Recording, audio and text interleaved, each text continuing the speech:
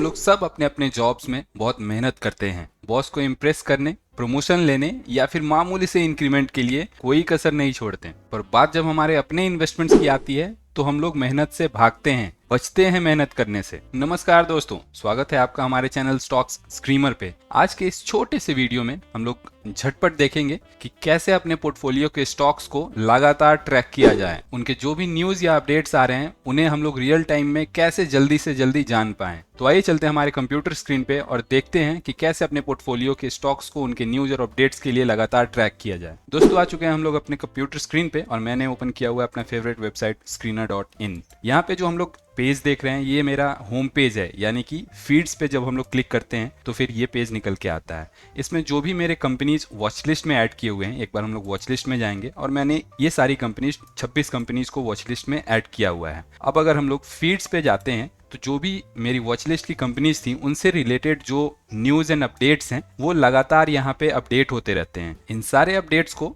screener.in हमारे लिए date wise arrange करके रखता है। जैसे कि ये देखिए, येस्टरडे के अपडेट्स हैं, जो भी मेरे वॉच लिस्ट की कंपनीज हैं उनके सारे न्यूज एंड अपडेट्स को screener.in ने एक जगह पे हमारे लिए रखा हुआ है। ये 23 अप्रैल का अपडेट्स यहाँ से चालू हो जा रहा है। हम लोगों को डेली एक आदत बना लेनी चाहिए, 2 टाइम एटलीस्ट, एक बार सुबह में और एक बार शाम में जरूर इन अपडेट्स को चेक किया जाए। मार्केट ओपन होने से पहले एक बार और एक बार मार्केट क्लोज होने के बाद ये सारे अपडेट्स हम लोग चेक करें, क्योंकि हमारा हार्ड अर्नड मनी, हमारे मेहनत के पैसे लगे हैं इन कंपनीज में, तो मैं चाहूंगा कि इनका कोई भी अपडेट मैं मिस ना करूं। तो आइए देखते हैं मेरे लिए कोई इंपॉर्टेंट अपडेट था या नहीं कल के डेट में। यह है डीसीबी बैंक का अपडेट और इन्होंने अनाउंस किया है इन्वेस्टर एनालिस्ट मीट के आउटकम्स, यानी कि इनका कल रिजल्ट था जो कि इन्होंने अनाउंस किया है। तो ये हमारे लिए एक इंपॉर्टेंट अपडेट हो जाता है। कल डीसीबी बैंक ने अपने क्वार्टरली रिजल्ट्स प्रेजेंट किए हैं और उस इन्वेस्टर के मीट में इनके मैनेजमेंट ने इन्वेस्टर्स और एनालिस्ट के साथ क्या बातें की, ये सारी चीजें जानने के लिए हम लोग इस अपडेट को देख सकते हैं।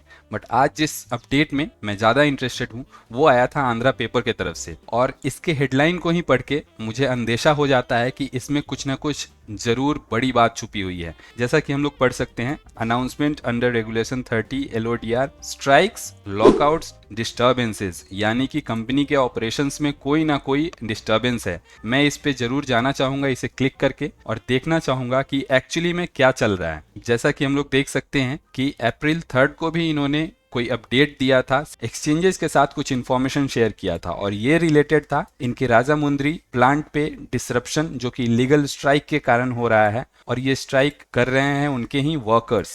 अब क्योंकि आंध्रा पेपर एक मैन्युफैक्चरिंग हेवी कंपनी है, उनका सारा का सारा रेवेन्यू मैन्युफैक्चरिंग से ही आता है, तो उनके प्लांट्स में इस तरह के स्ट्राइक्स हमारे लिए एक अलार्मिंग सिचुएशन हो सकता है।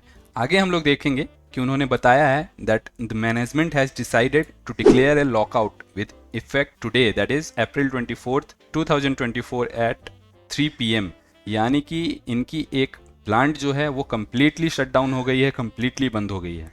अब इस लॉकआउट का बिजनेस के ऊपर क्या इम्पैक्ट पड़ रहा है ये जानने के लिए हम लोग इसी डॉक्यूमेंट में और नीचे की तरफ आएंगे, और यहाँ इन्होंने डिक्लेयर किया हुआ है वेदर लॉस और डैमेज कवर्ड बाय इंश्योरेंस और नॉट। तो जो भी अगर प्लांट एंड मशीनरी की लॉसेज होंगी इन स्ट्राइक्स में, अगर कुछ वायलेंस हुआ तो वो तो कवर्ड है इंश्योरेंस से, बट जो बिजनेस का लॉस हो रहा है वो उन्होंने यहाँ पे देखिए एस्टिमेट किया हुआ है, एस्टिमेट इम्पैक्ट ऑन ऑपरेशंस और प्रोडक्शन। तो ये जो इम्पैक्ट है वो होने वाला है 195 लाख पर डे, यानी कि ऑलमोस्ट 2 करोड़ का नुकसान कंपनी को होने वाला है हर एक दिन इन स्ट्राइक्स के कारण।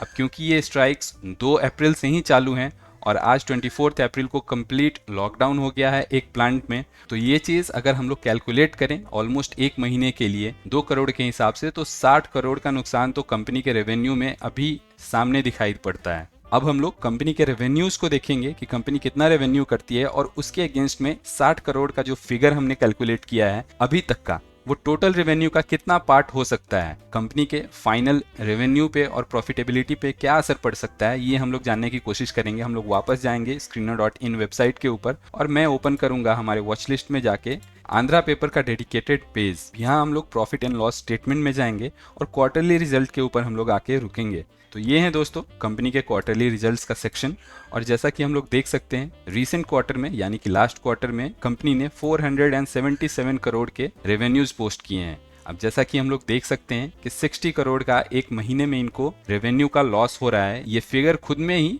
ऑलमोस्ट 12-13% हो चुकी है कंपनी के टोटल रेवेन्यूज का। और ध्यान देने वाली बात यह है कि स्ट्राइक्स अभी बंद नहीं हुए हैं, अभी स्ट्राइक्स चालू हैं और कंपनी ने अपने एक प्लांट का लॉकआउट किया है कल। यानी कि एक बात तो पक्की है कि बिजनेस के ऊपर इस स्ट्राइक्स का और लॉकआउट का बहुत ही भीषण प्रभाव पड़ने वाला है। अब हम लोग एक बार चलते हैं कंपनी के वेबसाइट के ऊपर और जानने की कोशिश करते हैं कि कंपनी के टोटल कितने मैन्युफैक्चरिंग यूनिट्स थे जिसमें से कि एक अफेक्ट हुआ है। तो हम लोग कंपनी के वेबसाइट पे चलते हैं और यहाँ हम लोग लोकेशंस पे अगर क्लिक करते हैं तो इन्होंने यहाँ पे लिस्ट किया हुआ है manufacturing units and regional offices. तो रीजनल ऑफिसेज तो हम लोग जैसे देख सकते हैं दोस्तों 6 रीजनल ऑफिसेज हैं इनकी, बट मैन्युफैक्चरिंग यूनिट्स ये 2 ही हैं जो कि आसपास में ही हैं। इसी में से एक राजामुंद्री का भी यूनिट होगा जहाँ पे कि स्ट्राइक्स चल रहे हैं। अब क्योंकि कंपनी के 2 ही मैन्युफैक्चरिंग यूनिट्स हैं और एक पे स्ट्राइक चल रहा है जो कि ऑलमोस्ट 1 महीने से चल रहा है एंड ये इनडेफिनेटली आगे कब तक चलेगा ये किसी को नहीं पता है। तो दोस्तों जैसा कि हमने देखा कि इन स्ट्राइक्स का आंध्रा पेपर लिमिटेड के बिजनेस के ऊपर तो भारी इंपैक्ट पड़ने वाला है। अब सवाल हमारे सामने ये है कि अगर हम लोग इन्वेस्टेड हैं इस कंपनी में तो क्या अपने इन्वेस्टमेंट्स को जारी रखा जाए या फिर हम लोगों को इन शेयर से एग्जिट हो जाना चाहिए। ये चीज़ टोटली डिपेंड करती है आपके टाइम होराइजन पे। अगर आपने 2, 4 या 6 महीने के लिए एक क्विक गेन के लिए आंध्रा पेपर के शेयर्स को खरीदा था तो आपको निश्चित तौर पे यहाँ पे एक बार के लिए कम से कम एग्जिट ले लेना चाहिए कंपनी के शेयर्स से। तो वहीं आपने अगर बहुत ही लंबे समय के लिए इन शेयर्स को चुना था अपने लिए एक इन्वेस्टमेंट के तौर पे तो फिर आपको बने रहना चाहिए, क्योंकि ऐसी प्रॉब्लम्स मैन्युफैक्चरिंग कंपनीज के साथ अक्सर आती रहती हैं।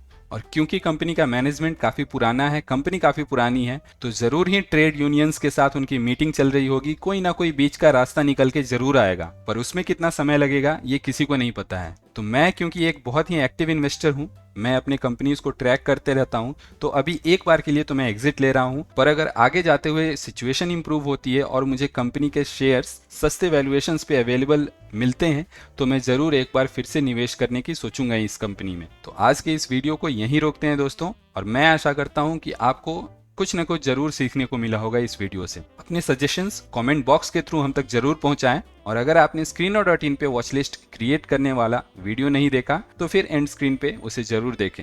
इस वीडियो के लिए इतना ही। जय हिंद।